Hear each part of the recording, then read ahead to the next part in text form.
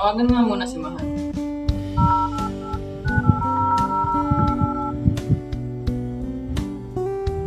Ay, ang boring naman ngayon. Ano kayo magawa? Oh, ano tawag? Hello? Napatawag ka. Bakit? Makikita tayo? Saan? Dito sa dati nating gagawin. 8 p.m. ulit. Sige. See you. Makikipagkita siya. Ano kaya susunod ko mamaya? Excited na ako. Sigurado magtatapat din sa akin. Tagal-tagal na kasi nagpaparamdam din sa akin eh. Excited na ako. Ano kaya masuot ko mamaya? Mag-dress na lang kaya ako. Pangit. Bahala na nga. Ano? Magkano po yan? 150 na lang iho.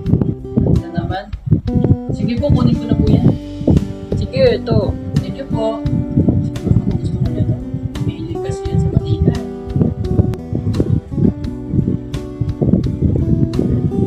Rian, okay na tong ayos ko na to. Ano lang naman, gabi naman kasi kami magkikita eh.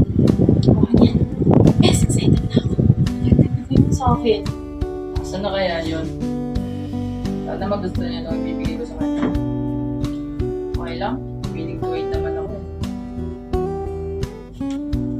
Uy, kanina ka pa? Ay, oo. Nice to meet you. Pasensya ka na. Natagalan ako. Okay lang. Para sa mga pala. How? Thank you. Nag-abala ka pa. Hindi.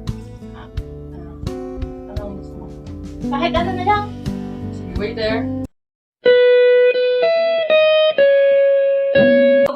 Halika dito. May sasabihin ako sa'yo. Ano yun? Medyo matagal-tagal na rin naman mula nung nakita tayo. So, napag-isip-isipan ko na makapit tayo. Talaga? Oo, tayo na. Ayaw mo? Hindi na. Gusto masaya-masaya na ako eh.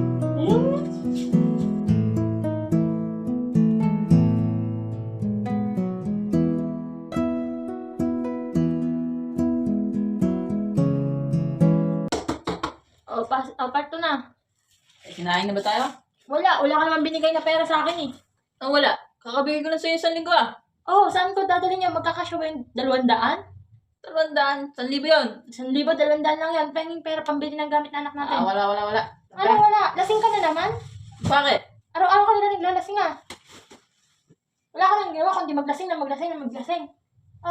Sabi mo sa akin nung una, hindi ako maghihiram ng ganito. Tapos ngayon, yan, wala ka nang ginawa. Hindi, inom sa barkada, punta ng barkada, uuwi, lasing. Hindi, wala ka na nabibigay na pera. Ang binibigay mo lamang. Yan. 200 sana abot yun. Yung babae ka. Ikaw eh. Sumasobra ka na. Ikaw yung sumusobra Uwi na. na ako dito lagi. Bunga mo na rin. Ikaw yung sumusobra.